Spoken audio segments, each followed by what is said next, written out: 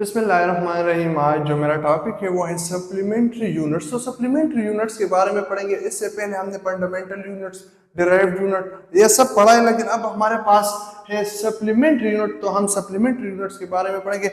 एक कॉन्फ्रेंस हुआ था 1960 में, जिसमें एसआई सिस्टम इसके बारे में एक इट्स को अब अलग अलग क्लासेस में रखने के लिए। तो 1960 में हमारे पास सप्लीमेंट्री यूनिट को एक अलग क्लास में रखा। ये हमारे पास बेस में आता है, it mean the fundamental unit जो हमारे पास है, और ना हमारे पास ये डिराइव्ड यूनिट में आता है। तो इसी वजह से इसको एक अलग क्लास में रखा है, इसको हम सप्लीमेंट्री यूनिट्स कहते हैं। तो आज हम इस सप्लीमेंट्री यूनिट्स के बारे में पढ़ेंगे, क्योंकि ये पेपर के हवाले से भी बहुत बड़ा इंपॉर्टेंट टॉपिक है। तो इस वजह से हम ये थोड़ा सा डिटेल में करेंगे, और इसमें जो हमारे पास असल इसमें जो कंसेप्ट है उस कंसेप्ट को हम पढ़ेंगे। जी जनाब, हम आते हैं पहले ज्योमेट्रिक क्वांटिटी। ज्योमेट्रिक क्वांटिटी या ज्योमेट्रिक क्वांटिटीज है क्या चीज, इसके बारे में थोड़ा सा पढ़ेंगे इससे पहले, क्योंकि हमारे पास एंगल्स, इसमें हमारे पास एंगल्स आता है। ठीक है जी, एंगल्स में हमारे पास फिर होता है प्लेन एंगल, और दूसरा हमारे पास आता है solid angle. Plane angle basically हमारे पास ये है टू डायमेंशन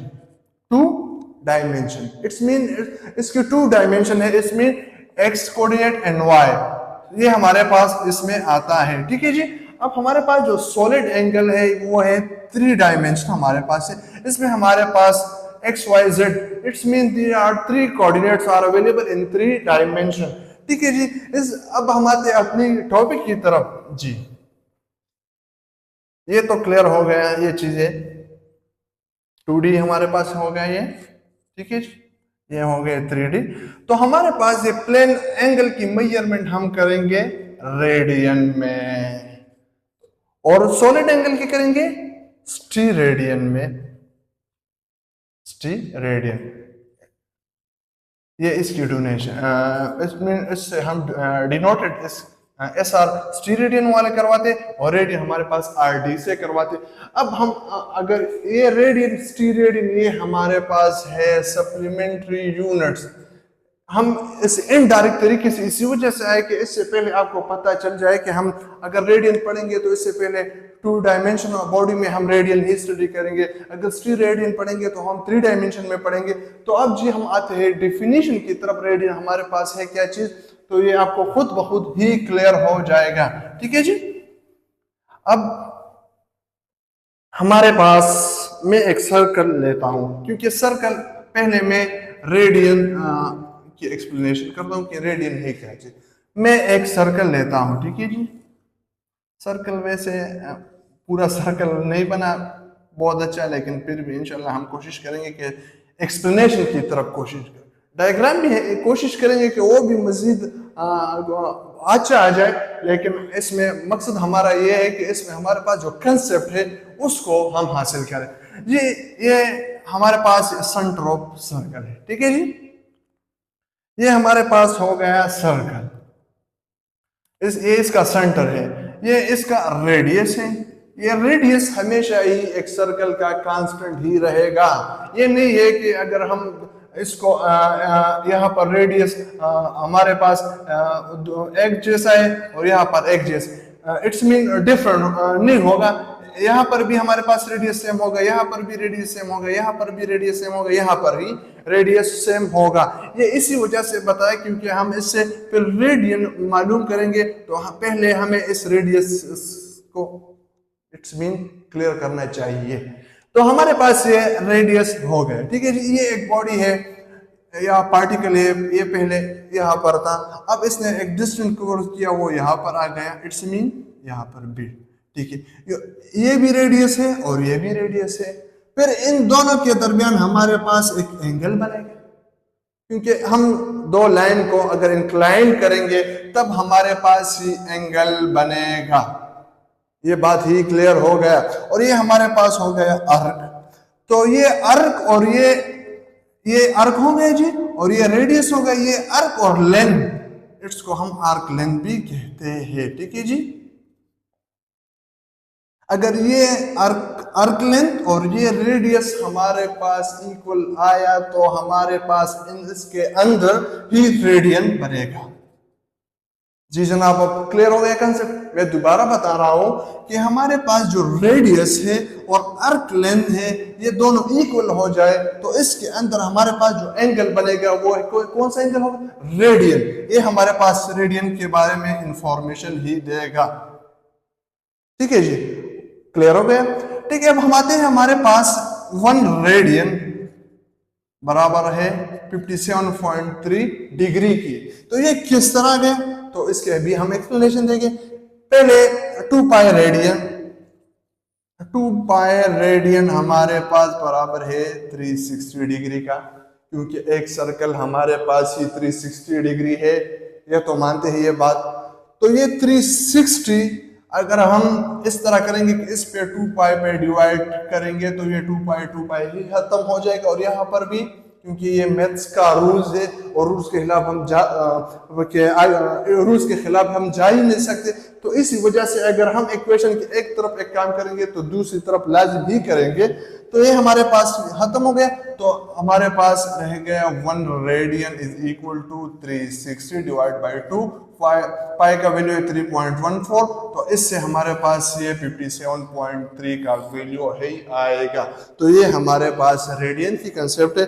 अगर किसी को एम्बिग्विटी इसमें लगता है तो फिर भी हम हमारे साथ इस कमेंट सेक्शन में बता सकता है कि वो इसमें ये एम्बिग्विटी है, ये एम्बिग्विटी है। अब हम आते हैं रेडियन की डिफिनीशन की तरफ।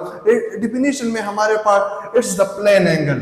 तो ये बात मैंने पहले ही ज्योमेट्रिक क्वांटिटी में बताया कि हमारे पास होगी plane angle then between the two radii of the circle. Between the two radii of the circle, एक रेडियस ये है और एक रेडियस ये है इन द सर्कल में, which cut off, which it means the cut off on the circumference here arc equal is the length of the radius। ये arc length है और ये between the two radii है और यहाँ टू रेडियस है। तो इसके दरमियान जो हमारे पास एंगल बनेगा वो क्या है? रेडियन। तो अगर किसी का इस रेडियन के हवाले से क्वेश्चन हो तो वो जरूर पूछ सकते हैं कमेंट सेक्शन में। जी अब हमारे पास सप्लीमेंट्री यूनिट में एक और यूनिट है जो हमारे पास टाइप में आता है स्टीरेडियन। तो स्टीरेडियन के बारे में हम बताएंगे, जो इसमें असल में कंसेप्ट क्या है तो उसके बारे में हम बताएंगे। इसका डिनोट इस आर से होता है। ये हमारे पास 3 डायमेंशन होता है और सॉलिड एंगल। ये बातें तो पहले ही मैंने इस लेक्चर के शुरू ही में बताया कि ये चीज़ें इनके लिए बहुत ज़रूरी है। ठीक है जी, अब हम आते हैं एक एग्जांपल। आपने इसमें हमारे पास 3 डायमेंशन है। बोर्ड में असल में बोर्ड में हम 3 डायमेंशन का डायग्राम तो नहीं बना सकते, लेकिन कोशिश करेंगे कि आपको वो चीज़ विजुअलाइज करें जहाँ पर कंसेप्ट हो। तो इंशाल्लाह हम कोशिश करेंगे एक वो चीज़ भी आपको विजुअलाइज हो जाए। ये हमारे पास हो गई सेंटर, एक रेडियस और ये एक रेडियस। हमारे पास हम कोशिश करें इसमें स्फीयर ही बनाए इस तरह, या इस तरह करें कि कौन आपने देखा है कौन का एग्जांपल देता हूँ। कौन, ये हमारे पास कौन है। तो हमारे पास ये रेडियस और ये रेडियस और इसके हमारे पास जो ये एरिया है, अगर ये रेडियस इस स्क्वायर का बराबर है तब इसके अंदर हमारे पास एक एंगल बनेगा। उस एंगल को हम क्या कहते हैं? स्टीरेडियन कहलाता है। ठीक है जी, इसके अंदर जो हमारे पास एंगल बनेगा वो कौन सा? स्टीरेडियन। तो अब हम आते हैं डिफिनीशन की तरफ। ठीक है, एरिया ऑफ स्फीयर थोड़ा सा और डिवाइड बाय आर स्क्वायर। तो area of square 4 5 R square divide by R square हो गया। तो हमारे पास क्या होगा? 4 5 1 स्टीरेडियन इज इक्वल टू 4 5। ठीक है जी, अब हम आते हैं डिफिनीशन की तरफ। ये हमारे पास डिफिनीशन है स्टीरेडियन का, ये इसका यूनिट है। इससे पहले ये बताया कि ये सॉलिड एंगल होगा, ये 3 डायमेंशन होगा। ये इसके लिए क्या है वो जरूरी बात है। सेंटर ऑफ द स्फीयर, ठीक है जी, by an area its surface equal to the square of the radius of the sphere. That's the radius is equal to the square of the radius of in this circle. तो ये हमारे पास ये small कोन हमें it's complete information about देता है definition की। तो इस डिफिनीशन में हम surface equal to the square of the radius of the sphere. तो देखिए हमारे पास जो ये रेडियस है तो ये हमारे पास इस एरिया स्क्वायर, इसमें हमारे पास स्क्वायर है ना, तो हम इस वजह से इस आर स्क्वायर से डिनोट कराए। तो ये आर और ये आर स्क्वायर हमारे पास अगर इक्वल आ जाए तो इसके अंदर हमारे पास जो यूनिट आर एंगल बनेगा वो क्या है, सॉलिड एंगल या स्टीरेडियन, सॉरी। तो इसके अंदर हमारे पास कौन सा सप्लीमेंट्री, स्टीरेडियन बनेगा। तो ये इसके बारे में मालूमात है। इंशाल्लाह हम कोशिश करेंगे कि अगर किसी को इनमें डिफ़िकल्टीज़ है तो हमें कमेंट सेक्शन में बता सकते हैं। तो इंशाल्लाह हम कोशिश करेंगे कि इसको मज़ीद विजुअलाइज की कोशिश करें, मज़ीद एग्जांपल दे दें, तो फिर आपको इंशाल्लाह क्लियर हो जाए। शुक्रिया जी।